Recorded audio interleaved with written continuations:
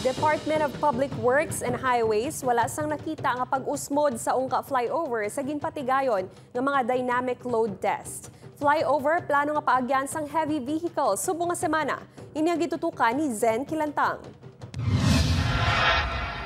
Halin sang tinalikdan nga semana, padayon nga nagapatigayon sang dynamic load test kada gabi sa ungka flyover ang DPWH-6. 8 ka mga trucks sang kontraktor nga International Builders Corporation nga may karga nga 20 ka tonelada ang ginpalabay sa flyover agud mahibaluan kung nangin epektibo ang ginpatigayon nga jet grouting o kung ang pagbuhos sa pundasyon sa mga postes sang flyover. Sa monitoring sang DPWH, wala sang may nakitaan nga vertical displacement o kung pag-usmod sa una nga 5 ka gabi sang load testing.